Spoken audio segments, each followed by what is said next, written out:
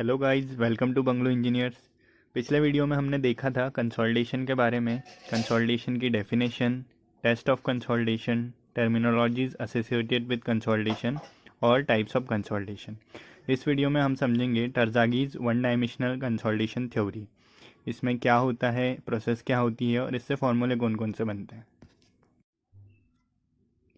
टर्ज़ागी ने consolidation theory को spring analogy के माध्यम से समझाने की कोशिश की थी। स्प्रिंग एनालॉजी में एक कंटेनर होता है जिसमें एक स्प्रिंग लगा होता है bottom to top. Top plate में एक होल होता है जिससे कि बाद में वाटर बाहर निकलता है। कंटेनर में हम इस लोड लगाते हैं। सबसे पहले लोड लगाने के साथ ये होता है कि पहले लोड वाटर जो है वो लोड बियर करता है, जिसको पोर वाटर प्रेशर कहते हैं। जैसे जैसे हम लोड बढ़ाते जाते हैं, होल में से वाटर बाहर निकलता जाता है, जिसे हम एक्सेस पोर वाटर प्रेशर कहते हैं। कुछ समय बाद जब लोड अधिक हो जाता है तो वाटर काफ़ी पूरा बाहर निकल जाता है, और एक समय आता है कि जब पानी का बाहर निकलना बंद हो जाता है। तब सारा लोड जो है वो स्प्रिंग पर ट्रांसफ़र हो जाता है। वाटर जैसे जैसे बाहर निकलता जाता है वो अपना लोड जो है वो स्प्रिंग को देता जाता है, तो स्प्रिंग पर अंत में लास्ट में सारा लोड स्प्रिंग पर आ जाता है। यहाँ पे यही फिनोमेना काम करता है सॉइल में। सॉइल में स्प्रिंग जो है वो सॉइल सॉलिड को डिनोट करता है और वाटर जो है वो वाटर होता है। तो जैसे हम लोड लगाते हैं, वाटर जो है वो एक्सपर्ट करने की कोशिश करता है वॉइड्स में से, और जैसे जैसे वाटर बाहर निकलता जाता है वो लोड जो है वो सॉइल सॉलिड्स पर ट्रांसफ़र करता जाता है। और ऐसे ही जब वाटर का बाहर निकलना बंद हो जाता है, जब सारा लोड जो है वो सॉइल सॉलिड्स पर ट्रांसफ़र हो जाता है, तो उसे हम कंसोलिडेशन का एंड कहते हैं।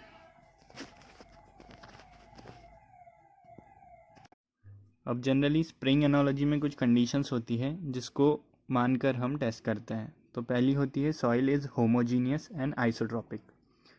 होमोजीनियस का मतलब ये होता है कि सॉइल के हर पॉइंट पे सॉइल की प्रॉपर्टीज़ सेम होती है। मतलब आप किसी भी दो पॉइंट को लेके उसकी प्रॉपर्टीज़ चेक करोगे तो वो सेम होगी। तो ये प्रॉपर्टी हम मान के चलते हैं कि सॉइल होमोजीनियस है। आइसोट्रॉपिक का मतलब ये होता है कि हर डायरेक्शन में सॉइल की प्रॉपर्टीज़ सेम होगी। तो हम अज्यूम करते हैं कि सॉइल होमोजीनियस और आइसोट्रॉपिक है। Soil is fully saturated. जैसे कि हम जानते हैं जब तक सॉइल फुल्ली सैचुरेटेड नहीं होगी तब तक हम कंसोलिडेशन नहीं कर पाएंगे। थर्ड होता है Darcy's law is valid. Darcy's law कहता है कि velocity is directly proportional to hydraulic gradient, v is proportional to I, और I होता है head loss per unit length h/L। तो Terzaghi's one dimensional consolidation theory से जो फॉर्मूला डिराइव्ड होता है वो होता है TV is equals to CV into T/d²। यहाँ पे CV जो डिनोट करता है वो कंसोलिडेशन कोफिशिएंट को डिनोट करता है, T हमारा टाइम होता है, D डेप्थ या थिकनेस होती है। तो जैसे कि हमने कंसोलिडोमीटर टेस्ट में देखा था कि यदि फिक्स रिंग टेस्ट होता है तो उसमें हमारी H थिकनेस होती है, सिंगल ड्रेनेज होता है, और यदि फ्लोटिंग रिंग टेस्ट होता है तो हमारी थिकनेस जो होती है वो आधी हो जाती है क्योंकि ड्रेनेज डबल होता है। तो यदि फिक्स रिंग होगा तो D बराबर H हो जाएगा, और यदि फ्लोटिंग रिंग होता है तो D बराबर H/2 हो जाएगा। TV डिनोट करता है टाइम फैक्टर को। अब टाइम फैक्टर जो होता है वो फंक्शन होता है डिग्री ऑफ कंसोलिडेशन का, जिसे हम U से डिनोट करते हैं। अब U जो होता है उसको दो तरीके से हम निकाल सकते हैं। तो पहला जो होता है वो पोर वाटर प्रेशर से, और सेकंड होता है सेटलमेंट से।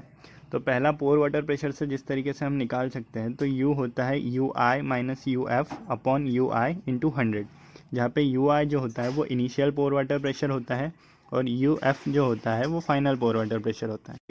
सेटलमेंट से डिग्री ऑफ कंसोलिडेशन निकालने का जो फॉर्मूला होता है वो होता है U is equals to ST/S into 100। ST denote करता है सेटलमेंट एट टाइम T और S डिनोट करता है टोटल सेटलमेंट। यदि मान लीजिए हमारे स्ट्रक्चर की लाइफ स्पान जो है वो 50 ईयर्स है, तो S जो होगा settlement, total settlement at 50 years होगा। और यदि हमें डिग्री ऑफ कंसोलिडेशन निकालना है 20 ईयर्स में, कि 20 ईयर्स में कितना डिग्री ऑफ कंसोलिडेशन हो रहा है, तो सेटलमेंट ST जो होगा वो settlement of soil eight 20 years होगा, और S जो होगा वो टोटल सेटलमेंट होगा।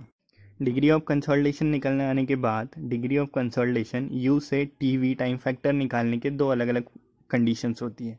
पहली कंडीशन, अगर U जो है वो 60% या उससे कम होता है, डिग्री ऑफ कंसोलिडेशन 60% या उससे कम होता है तो अलग फार्मूला होता है, और यदि डिग्री ऑफ कंसोलिडेशन 60% से ज़्यादा होता है तो सेकेंड फार्मूला होता है।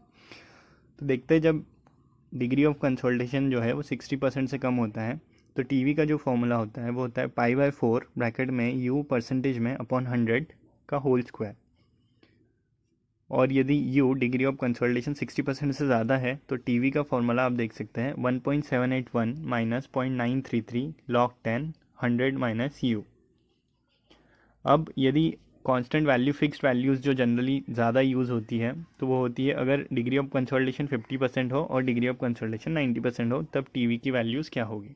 तो जब डिग्री ऑफ कंसोलिडेशन 50% होता है तो टीवी की वैल्यू फर्स्ट फॉर्मूले से निकाल सकते हैं, वो आती है 0.197। आप खुद भी ट्राई करके देख सकते हैं।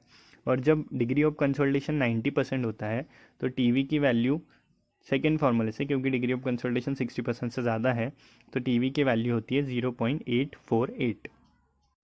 अब एक रिलेशनशिप होता है टाइम और सेटलमेंट में, और उसको निकालने के लिए हम एक केस कंसिडर करेंगे कि u जो है डिग्री ऑफ कंसोलिडेशन उसकी value less than equal to 60% है। तो जैसे कि हम जानते हैं T V is equal to C V T upon D square होता है, और u का यूज़ करके अगर बात करें तो T V is equal to π/4 u upon 100 का होल स्क्वायर होता है अगर डिग्री ऑफ कंसोलिडेशन 60% से कम है। तो इन दोनों को अगर हम इक्वेट करेंगे तो हम ये देख सकते हैं कि टीवी जो है वो टी के डायरेक्टली प्रोपोर्शनल है फर्स्ट फॉर्मूले से। यदि हम टाइम बढ़ाते जाएंगे तो टीवी भी बढ़ेगा, और सेकंड से कंपेयर करें तो टीवी जो है वो यू स्क्वायर के डायरेक्टली प्रोपोर्शनल है। हम यू स्क्वायर बढ़ाते जाएंगे तो टीवी भी बढ़ेगा। तो इसको हम साथ में लिख सकते हैं TV1 upon TV2 is equal to T1 upon T2 is equal to U1 square upon U2 square. और जैसे कि हम डिग्री ऑफ कंसोलिडेशन के फॉर्मूले में देख चुके हैं कि डिग्री ऑफ कंसोलिडेशन U का फॉर्मूला होता है ST अपॉन S। तो u डायरेक्टली प्रोपोर्शनल होता है s के, तो u स्क्वायर डायरेक्टली प्रोपोर्शनल होगा s स्क्वायर के।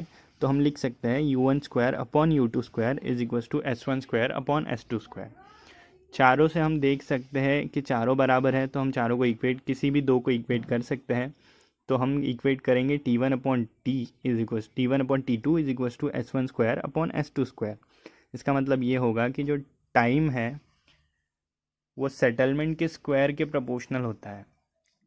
Time of settlement is directly proportional to square of settlement. ये क्लियर होगा। और नेक्स्ट होता है हमारा एक टर्म होती है आइसोक्रोन। तो आइसोक्रोन होता है curve representing the dissipation of excess pore water pressure with respect to time. Isochrones जो होते हैं वो एक्सेस पोर वाटर प्रेशर का डिसिपेशन और टाइम के रिस्पेक्ट में कर्व होता है। टाइम के साथ कितना हमारा पोर वाटर एक्सपेल्ड आउट हो रहा है। कंसोलिडेशन का टॉपिक हमारा यहाँ पे ख़त्म होता है। उम्मीद है कि कंसोलिडेशन से रिलेटेड जितने भी पॉइंट्स हैं आपको अच्छे से समझ में आया होंगे तीनों वीडियो देखकर। और यदि फिर भी कोई डाउट रहता है तो आप प्लीज़ कमेंट करके बताइए, हम कोशिश करेंगे सॉल्व करने की। और यदि आपको थोड़ी सी भी हेल्प हुई है इन वीडियोज़ से तो चैनल को लाइक करें, वीडियो को लाइक करें, सब्सक्राइब करें और अपने फ्रेंड्स के साथ शेयर करें। Thank you.